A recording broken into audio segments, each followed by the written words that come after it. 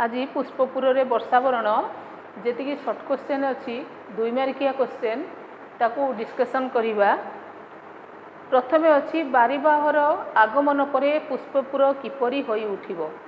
पुष्पपुर रे वर्षावरण जे प्राबंधिक परिचय निश्चित जरूरी 2 मार्किया क्वेश्चन पाई। तो प्रथमे प्रबंध पुष्पपुर रे वर्षावरण तापर प्राबंधिक डॉक्टर कृष्णचंद्र पाणिग्राही एतिकी लिखिदेले भी चलिबो।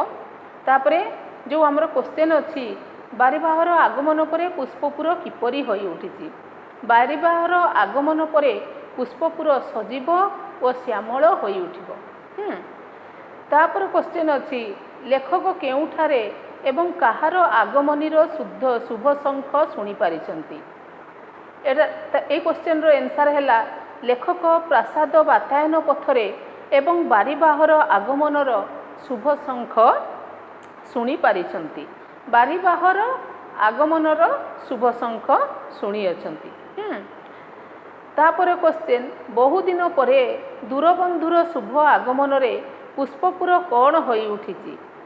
तार आंसर हैला जे बहुदिन परे दूरबंधुर शुभ आगमन रे चतुर्दिग मधुमय और मंगलमय होई उठिछि।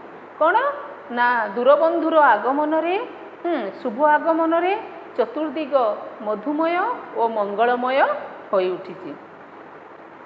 तापर क्वेश्चन जे भ्राम्यमाणा उदासीन धरणी केउथिरे विचलित हुए ना। तार आंसर हैला भ्राम्यमाणा उदासीन धरणी व्यक्ति विशेषंक लाभ क्षति रे विचलित हुए नाही बा उदासीन हुए नाही। तापर क्वेश्चन कौन उणा हेले से आउ बासभूमि होई रहिबो नाही। जे आमर जीवन धारण करिया पई वायु सलिल आउ आलोक उत्ताप ए जिनस एतिकी निश्चित भाव में आवश्यक।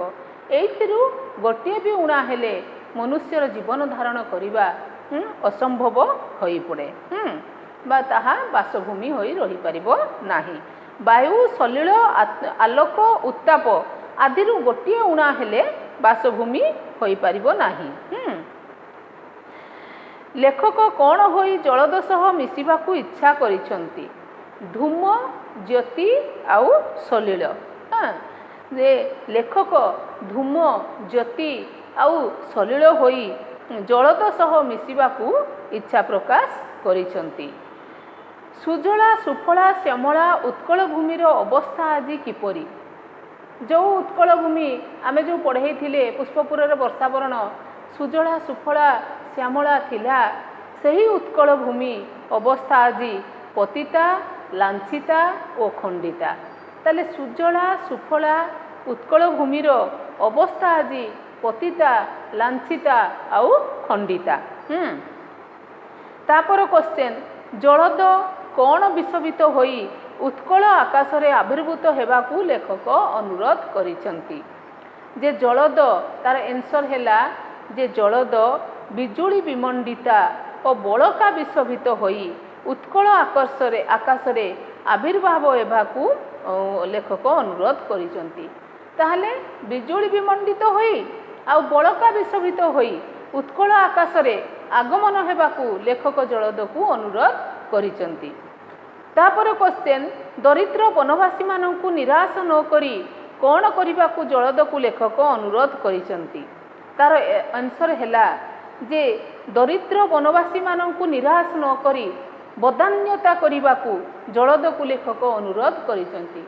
जे दरिद्र वनवासी माननकू निराश न करी बदान्यता करिबा पई लेखक जलद को अनुरोध करिसंती। तापर क्वेश्चन जे केउ भूमि रे नरनारी स्वेदसिक्त शस्य क्षेत्र रे शाळे धान्य आकाश को चाही झाउलुथिबो। टंकिल अनुर्वर उच्चवाच भूमि रे नरनारी स्वेदसिक्त शस्य क्षेत्र रे शाळे धान्य आकाश को चाही झाउली पड़ुथिबो। जे वर्षा अभावरू जो जमी गुड़िक टंकिल जो जमी गुड़िक अनुर्वर जो जमी गुड़िक उच्चवाच सही जमी गुड़िक शाड़ी क्षेत्र रे शाड़ी धान्य सब शस्य क्षेत्र रे शाड़ी धान्य सब आकाश को चाही झाउली पड़ुथिबो। तापर क्वेश्चन ଶାଳୀ କ୍ଷେତ୍ର ଦେଖି ବନବାସୀମାନଙ୍କ ମନ କିପରି ଆତଙ୍କରେ ଥରି ଉଠୁଥିବ। ତାର ଗୋଟେ ସୁନ୍ଦର ଏକ୍ଜାମ୍ପଲ୍ ଦେଇଥିଲେ ପ୍ରାବନ୍ଧିକ ଯେ ଶାଳୀ କ୍ଷେତ୍ର ଦେଖି ବନବାସୀମାନଙ୍କ ମନ ରୋଗଶଯ୍ୟା ସହିତ ପୁତ୍ର କନ୍ୟାଙ୍କୁ ଦେଖି ପିତାମାତାଙ୍କ ମନ ଯେପରି ଆତଙ୍କରେ ଥରି ଉଠେ ସେହିପରି ଆତଙ୍କରେ ଥରି ଉଠୁଥିବ। ଯେ ରୋଗଶଯ୍ୟାରେ ଯଦି ଜଣେ ପୁତ୍ର କିମ୍ବା କନ୍ୟା ପଡ଼ିଥାଏ ପିତାମାତାଙ୍କ ମନ ଯେମିତି ଆତଙ୍କରେ ଥରି ଉଠେ ଠିକ୍ ସେମିତି ଶାଳୀ କ୍ଷେତ୍ର ଦେଖି ବନବାସୀମାନଙ୍କର ମନ ସେମିତି ଆତଙ୍କରେ ଥରି ଉଠୁଥିବ। ତାପରେ କ୍ୱେଶ୍ଚନ୍ ଯେ କ'ଣ ଶୁଣି ଓ କ'ଣ ଦେଖି ବନବାସୀମାନଙ୍କ ଗ୍ରାମ ସୀମା ଜାଣିପାରିବେ? ଗୋପାଳର ଗଳଘଣ୍ଟି, ଗୋପଲର ଗଳଘଣ୍ଟି, ଗୋପାଳର ବେଣୁସ୍ୱନ ଶୁଣି କିମ୍ବା କୁଟୀରରୁ ଉଦ୍ଗତ କୁଣ୍ଡଳୀଭୂତ ଧୂମ ଦେଖି ବନବାସୀମାନଙ୍କ ଗ୍ରାମ ସୀମା ଜାଣିପାରିବ। ଜଳଦ ଯେ କ'ଣ ଗୋପଲର ଗଳଘଣ୍ଟି, ଗୋପାଳର ବେଣୁସ୍ୱନ ଆଉ କୁଟୀରରୁ ଉଦ୍ଗତ କୁଣ୍ଡଳୀଭୂତ ଧୂମ ଦେଖି ଯେ ଜଳଦ ଯେ ଗ୍ରାମ ସୀମା ଜାଣିପାରିବ। ତାପରେ କ୍ୱେଶ୍ଚନ୍ ଜଳଧର ଭାଗ୍ୟରେ ଥିଲେ କେଉଁ କଥା ଆଖିରେ ପଡ଼ିବ? ଆନ୍ସର୍ ହେଲା ଯେ ଜଳଧର ଭାଗ୍ୟରେ ଥିଲେ ସଂକୀର୍ଣ୍ଣ ପଥରେ ଶ୍ରେଣୀବଦ୍ଧ ନରନାରୀଙ୍କ ପ୍ରବାହଟିଏ ଆଖିରେ ପଡ଼ିପାରିବ। ଯଦି ଭାଗ୍ୟରେ ଥାଏ ସଂକୀର୍ଣ୍ଣ ପଥରେ ଶ୍ରେଣୀବଦ୍ଧ ନରନାରୀଙ୍କର ପ୍ରବାହଟିଏ ଜଳଧର ଆଖିରେ ପଡ଼ିବ। କେଉଁମାନେ ନିର୍ଝର ପରି ଗତି କରି ଚାଲୁଥିବେ? ଆନ୍ସର୍ ହେଲା ଲଳନା କଣ୍ଠର ଐକ୍ୟତାନିକ ଲଳିତ ସ୍ୱର ନିର୍ଝର ପରି ଗତି କରି ଚାଲିଥିବେ। ଲଳନା କଣ୍ଠର ଐକ୍ୟତାନିକ ଲଳିତ ସ୍ୱର ନିର୍ଝର ପରି ଗତି କରି ଚାଲିଥିବେ। କିଏ କୁଜିହଂସୀ ଠାରୁ ଗତି ଚୋରି କରନ୍ତି ନାହିଁ? ତାର ଆନ୍ସର୍ ହେଲା ଯେ ବନବାସୀ ନାରୀମାନେ କୁଜିହଂସୀ ଠାରୁ ଗତି ଚୋରି କରନ୍ତି ନାହିଁ। ବଣ ଅଞ୍ଚଳରେ ଯେଉଁ ନାରୀମାନେ ବାସ କରନ୍ତି ସେମାନେ କୁଜିହଂସୀ ଠାରୁ ଗତି ଚୋରି କରନ୍ତି ନାହିଁ। ବାରିବାହ ଏ ସମସ୍ତେ ତୋର ବାନ୍ଧବୀ ତାହା କାହା ପ୍ରସଙ୍ଗରେ କୁହାଯାଇଛି? ଯେ ବାରିବାହ ଏ ସମସ୍ତେ ତୋର ବାନ୍ଧବୀ ବନବାସୀମାନଙ୍କ ପ୍ରସଙ୍ଗରେ କୁହାଯାଇଛି। ବନବାସୀ ନାରୀଗଣ ଅପରିଚିତ ଜାଣିଲେ କ'ଣ କରିବେ? ତାର ଆନ୍ସର୍ ହେଲା ବନବାସୀ ନାରୀଗଣ ଅପରିଚିତ ଜାଣିଲେ ଅଟ୍ଟହାସ୍ୟରେ ବନଭୂମିକୁ କମ୍ପାଇ ଦେବେ।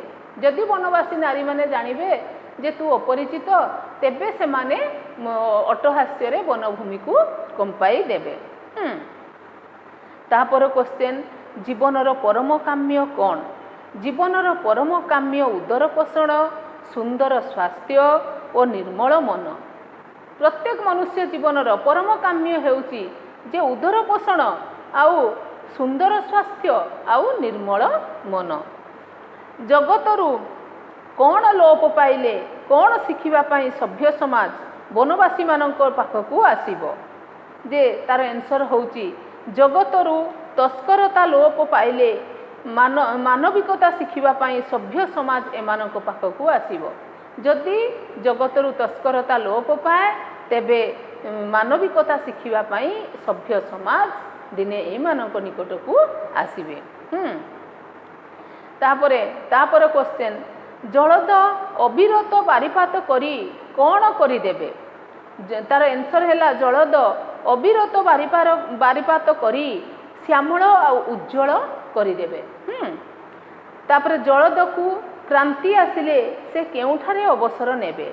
ଜଳଦକୁ ତାର ଆନ୍ସର୍ ହେଲା ଯେ ଜଳଦକୁ ଯଦି କ୍ରାନ୍ତି ଆସେ ତାହେଲେ ସେ ମେଘାସନ, ଗନ୍ଧମାର୍ଦ୍ଦନ ଓ ମାଲ୍ୟଗିରିଠାରେ ଅବସର ନେବେ। ତାପରେ କ୍ୱେଶ୍ଚନ୍ କାହାର ମହାସଙ୍ଗୀତ ସଭ୍ୟ ଜଗତ ଶୁଣି ନାହିଁ? ଗିରି ସଙ୍କୁଳ ଏହି ମହାବନର ମହାସଙ୍ଗୀତ ସଭ୍ୟ ଜଗତ ଶୁଣି ନାହିଁ। ଗିରି ସଙ୍କୁଳ ଏହି ମହାବନର ମହାସଙ୍ଗୀତ କ'ଣ ସଭ୍ୟ ଜଗତ ଶୁଣି ନାହିଁ। କାହାର ଅସରନ୍ତି ରତ୍ନଭଣ୍ଡାରକୁ ଆଜି ଯାଏ କେହି କଳି ନାହିଁ? ତାର ଆନ୍ସର୍ ହେଲା ଯେ ଗିରି ସଙ୍କୁଳ ମହାବନର ଅସରନ୍ତି ରତ୍ନଭଣ୍ଡାରକୁ ଆଜି ଯାଏ କେହି କଳି ନାହିଁ। ଗିରି ସଙ୍କୁଳ ମହାବନର ଅସରନ୍ତି ରତ୍ନଭଣ୍ଡାରକୁ ଆଜି ଯାଏ କେହି କଳି ନାହିଁ। ଅନାଦି ଯୁଗରୁ କାହାର ଉଦାର ସଙ୍ଗୀତ ଏହାର ବକ୍ଷରେ ମିଶି ଆସୁଛି? ଗିରି ସଙ୍କୁଳ ମହାବନର ମହାସଙ୍ଗୀତ ବିକ୍ଷିପ୍ତ ବାରି ରାଶିର ଅଗଣିତ ତରଙ୍ଗ ପରି ଏହାର ଉଦାର ସଙ୍ଗୀତ ଏହାର ବକ୍ଷରେ ମିଶି ଆସୁଅଛି। ତାହେଲେ ଗିରିଶଙ୍କୁଳ ମହାବନର ମହାସଙ୍ଗୀତ ବିକ୍ଷିପ୍ତ ବାରି ରାଶି ପରି ବାରି ରାଶିର ଅଗଣିତ ତରଙ୍ଗ ପରି ଏହାର ଉଦାର ସଙ୍ଗୀତ ଏହାର ବକ୍ଷରେ ମିଶି ଆସୁଅଛି। ତାପରେ କ୍ୱେଶ୍ଚନ୍, ଘନ କ'ଣ ଦେଖି ସ୍ତମ୍ଭିତ ହେବେ? ଉତ୍କଳବାସୀ ଭାଗୀରଥୀ ତୀରରେ ବସି ପିପାସୀ ଓ ରତ୍ନସ୍ତୂପ ଉପରେ ବସି ଉପବାସୀ ହୋଇଛି, ଏହା ଦେଖି ମନ ସ୍ତମ୍ଭିତ ହୋଇଯାଉଛି। ତନ୍ମୀ ମହାନଦୀ ଉପଳ ଶଯ୍ୟାରେ ଯାଉ ଯାଉ କ'ଣ କରେ? ତନ୍ମୀ ମହାନଦୀ ଉପଳ ଶଯ୍ୟାରେ ଯାଉ ଯାଉ ତାର ସ୍ୱର୍ଣ୍ଣ ରେଣୁ ବୁଣି ଦିଏ। କ'ଣ କାମନା କରି କଟକ ଶ୍ୟାମଳ କରିବାକୁ ଲେଖକ ଅନୁରୋଧ କରିଛନ୍ତି ଯେ କେଦାର ଭରା ବାରିପାତର ସମ୍ବଲପୁରକୁ ଶ୍ୟାମଳ କରିବାକୁ, ଏଟା କ'ଣ କାମନା କରି ସମ୍ବଲପୁରକୁ ଶ୍ୟାମଳ କରିବାକୁ ଲେଖକ ଅନୁରୋଧ କରିଛନ୍ତି? କେଦାର ଭରା ବାରିପାତରେ ସମ୍ବଲପୁରକୁ ଶ୍ୟାମଳ କରିବାକୁ ଲେଖକ ଅନୁରୋଧ କରିଛନ୍ତି। କ'ଣ ନ କଲେ ବାରିବାହର ଉତ୍କଳ ଭ୍ରମଣ ସାର୍ଥକ ହେବ ନାହିଁ? ଯେ କୋଣାର୍କର ଚାରୁଚୂଡ଼ାକୁ ଚୁମ୍ବନ ନ କଲେ ଉତ୍କଳର ବାରିବାହର ଉତ୍କଳ ଭ୍ରମଣ ସାର୍ଥକ ହେବ ନାହିଁ। କୋଣାର୍କ ପଥରେ ଯାଉଁ ଯାଉଁ କ'ଣ ଦେଖି ବାରିବାହ ଚକିତ ହୋଇଯିବ? କୋଣାର୍କ ପଥରେ ଯାଉ ଯାଉ ବାରିବାହ ପଥ ମଧ୍ୟରେ ଅଗଣିତ କୀର୍ତ୍ତି ଦେଖି ଚକିତ ହୋଇଯିବ। ବାରିବାହ ଧୀର ଗମ୍ଭୀର ଓ ରାଜଲୀଳା ଗତିରେ ଗଲାବେଳେ କ'ଣ ତାର ଗତିପଥରେ ଭାସି ଉଠିବ? ବାରିବାହ ଧୀର ଗମ୍ଭୀର ଓ ରାଜଲୀଳା ଗତିରେ ଗଲାବେଳେ କୋଣାର୍କର କୃଷ୍ଣଚୂଡ଼ା ତାର ଗତିପଥରେ ଭାସି ଉଠିବ। କୋଣାର୍କ ଏକାବେଳେ କାହାରି ବାର୍ତ୍ତା ଓ ଗାଥା ଆଣିଦେବ। କୋଣାର୍କ ଏକାବେଳେ ଲଳିତ କଳାର ଛନ୍ଦମୟୀ ଗାଥା ଆଣିଦେବ। କୋଣାର୍କ ଏକାବେଳେ ଲଳିତ କଳାର ଛନ୍ଦମୟୀ ଗାଥା ଆଣିଦେବ। ମୁକ ମନ୍ଦିରର ମୁଖ ଫିଟିଲେ କ'ଣ ହୁଅନ୍ତା?